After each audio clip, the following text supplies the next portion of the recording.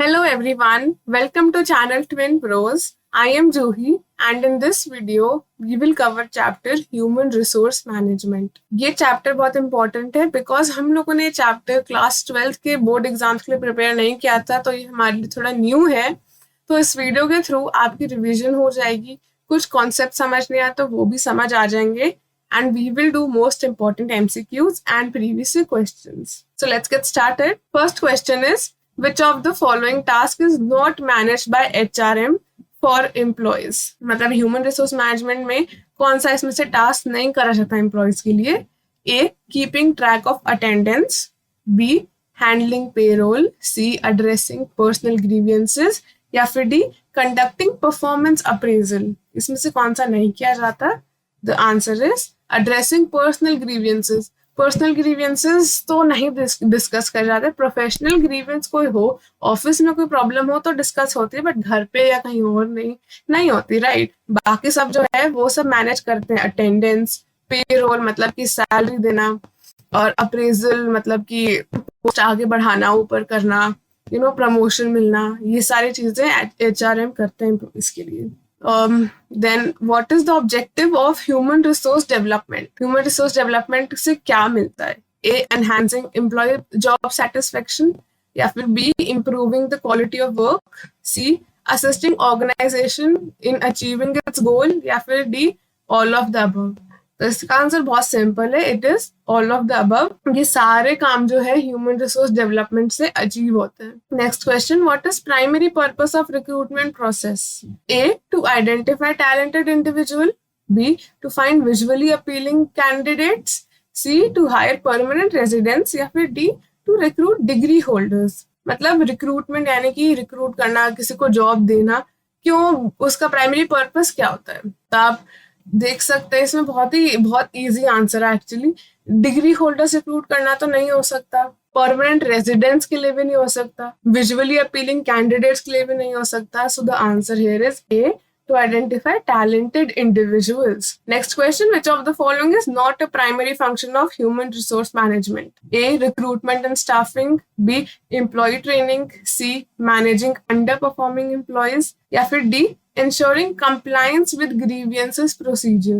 Main function of human resource management इनमें से कौन सा नहीं है? The answer is managing underperforming employees.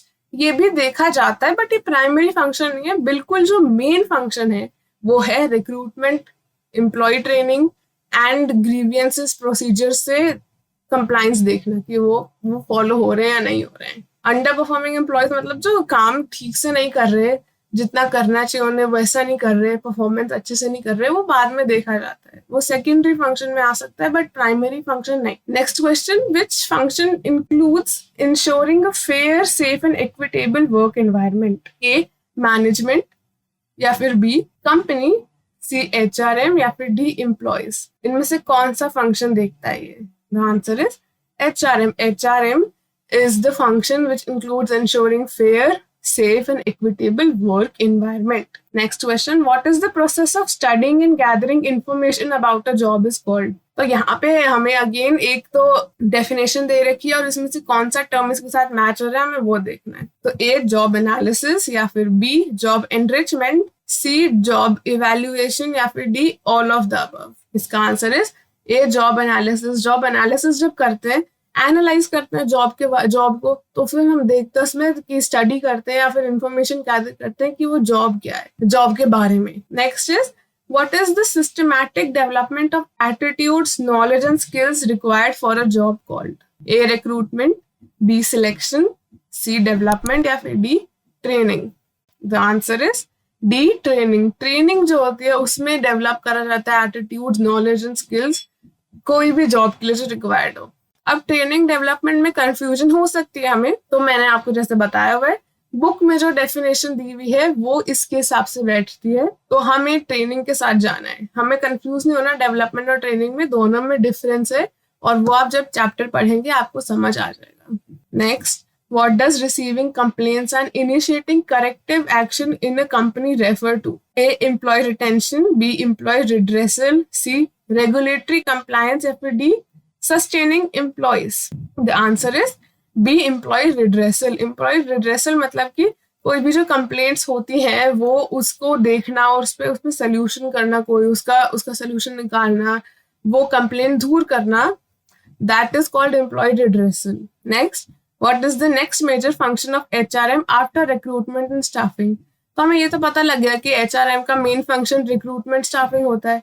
उसके बाद क्या मेजर फंक्शन है? क्रिएटिंग अवेयरनेस या फिर अक्लेमाइजेशन प्रोसेस, सी अप्रेजल प्रोसेस या फिर डी जॉब डिस्क्रिप्शन. तो द आंसर इज अक्लेमाइजेशन प्रोसेस. मतलब कि जो नए लोग कंपनी में आए हैं उन्हें कंपनी में लाना, उन्हें सारा काम बताना, that is called acclimatization process. Next question is, which of the following is not among the issues addressed by human resource management? A, sexual harassment, B, theft, C, salary setup या फिर D, health concerns. The answer is salary setup, because sexual harassment, theft, health concerns ये सब जो है वो HRM address करता है, but salary setup सबका अलग अलग होता है, पर्सनल होता है, वो ऐसे डिस्कस नहीं किया जाता और इसके इश्यूज एड्रेस नहीं किए जाते HRM पे. Next, what skills are required for HR by HR professionals?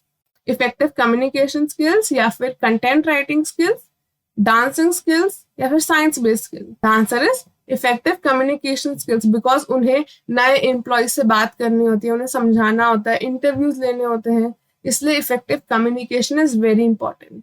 Next question, what is the role of HR manager in the corporate sector with respect to qualified staff? A, searching, B, recruiting, C, selecting या D, all of these. तो HR manager क्या करता है इसमें से? The answer is all of these. पहले वो search करते हैं अच्छा candidate, उन्हें recruit करते हैं, उन्हें select करते हैं, ये सब करते हैं. Then, what is the minimum qualification required for a person interested in teaching HR? Teaching HR. So, A, undergraduate degree in HR, B, post graduate degree in HR, C, senior secondary qualification या फिर D, post graduate degree in any field. तो ये हमारे book के एकदम and में, हर chapter के and में बताया जाता है ना कि क्वालिफिकेशंस क्या क्या चाहिए होते हैं. तो इस सेक्शन से एक question. So the answer to this is B, post graduate degree in HR. Next question, what can a person become after completing a postgraduate degree with a specialization in HR, training and development? A, recruitment consultant, B, HR consultant, C, career counselor या फिर D, all of the above. Postgraduate degree with specialization in HR, training, development, उसके बाद क्या कर सकते हैं? All of the above is the answer.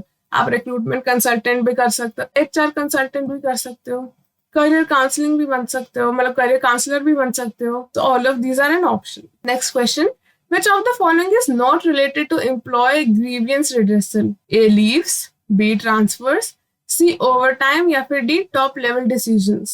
तो इसमें से कौन सा अगर किसी एम्प्लॉय को कोई प्रॉब्लम होगी तो ये डिस्कस नहीं किया जाएगा या फिर रिलेटेड नहीं है? The answer is D, top level decisions. Leaves, transfers, overtime ये सब एम्प्लॉय ग्रीवेंस रिड्रेसल के अंडर आते हैं, रिलेटेड है. टॉप लेवल डिसीजंस इससे रिलेटेड नहीं है. अब हम आते हैं assertion रीजनिंग पे. So assertion is job description is an outcome of job analysis. Reason, the company decides the number of positions at various hierarchical levels. अब हम आते हैं assertion reasoning पे. Assertion is job description is an outcome of job analysis. Reason, the company decides the number of positions at various hierarchical levels. तो क्या ये दोनों statement सही हैं? अगर सही है तो इनमें क्या रिलेशन बैठ रहा है? तो these statements are true, ये दोनों सच हैं. Job description is an outcome of job analysis, ये हमारी बुक में ही मेंशन्ड है. एंड कंपनी ही डिसाइड करती है कि किस लेवल पे आपको जॉब मिलेगी, किस पोजीशन पे. बट ये दोनों रिलेटेड नहीं है, राइट? तो द ऑप्शन. अब हम आते हैं assertion रीजनिंग पे. So assertion is after recruitment and staffing the next major function of HM यानी human management is training and development.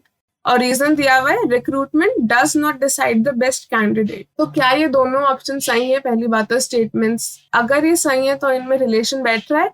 Pause this video and आप सोच के बताइए इसका आंसर क्या होगा. सो इसका answer is C, A is true but R is false. Reason गलत है because recruitment it decides the best candidate. यहाँ पे लिखा है does not. So that is why A is true but R is false. And with this हमारा ये chapter complete होता है. Thank you so much for watching. Please do like, share and subscribe. Thank you for watching.